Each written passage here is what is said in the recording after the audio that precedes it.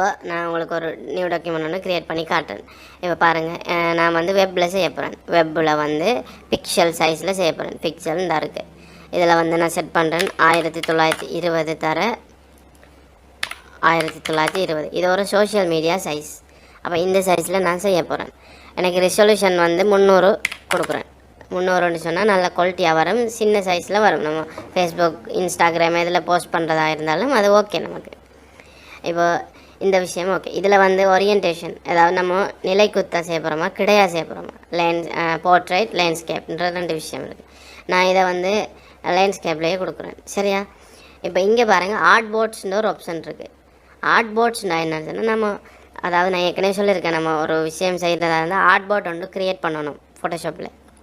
இந்த art board வந்து ஒரு ஆர்ட் போர்ட் தேவையா நமக்கு, இல்லை ஒன்றுக்கு மேற்பட்ட ஆர்ட் போர்ட் தேவையா? இப்போ நம்ம ஒன்றுக்கு மேற்பட்ட வேலைகளை வந்து ஒரே டைமில் செய்கிறதா இருந்தால் நிறைய ஆர்ட் போர்ட்ஸை எடுத்துக்கொள்ளலாம். ஆனால் நம்மளுக்கு அது தேவையில்லை. இப்போதைக்கு அதை ஆஃப் பண்ணி வச்சுருங்க. இப்போ இங்கே ப்ரீசெட் டீட்டெயில்ஸ்ன்னு இருக்குது பாருங்கள். இதில் வந்து நம்மளோட செய்கிற ப்ரொஜெக்ட் நேமை நம்ம டைப் பண்ணலாம். உதாரணமாக லோகோ அப்படின்னு சொன்னால் உங்களோட பிஸ்னஸ் இப்போ பிராண்ட், இப்போ டயலாக்னா டயலாக் லோகோ, அப்படி அதை உங்களோட அந்த ப்ரொஜெக்ட்டுக்கு ஏற்ற மாதிரி நேமை நீங்கள் செட் பண்ணுங்கள். நான் இதில் வந்து class 1 அப்படின்னு டைப் பண்ணுறேன். class 1 நான் இதில் டைப் பண்ணுறேன். சரியா? அப்போ class 1 இப்போ க்ரியேட் கொடுத்துட்டீங்க. இப்போ இப்படி ஒரு டாக்குமெண்ட் ஒன்று நமக்கு உருவாகுது. இதுதான் ஆர்ட் போர்ட். இங்கே தான் நம்ம ஃபோட்டோஷாப்பில் என்ன வேலையை செய்கிறதா இருந்தாலும் இப்படி தான் செய்ய போகிறோம். சரியா? இதில் இப்போ வந்துட்டோம். இப்போ பாருங்கள், இங்கே நிறைய ஆப்ஷன்ஸ் இருக்குது. சைட் 2 இல்லை நிறைய மெனு இருக்குது. அப்போ இங்கே மெனு இருக்குது, இங்கே நிறைய டூல்ஸ் இருக்குது. இப்போ நம்ம ஃபஸ்ட் டைமாக ஃபோட்டோஷாப்பை இன்ஸ்டால் பண்ணி ஒரு நியூ டாக்குமெண்ட் ஒன்று க்ரியேட் பண்ணி ஒரு ஆர்ட் போர்ட் ஒன்று க்ரியேட் பண்ணி உள்ளே வந்திருக்கோம்.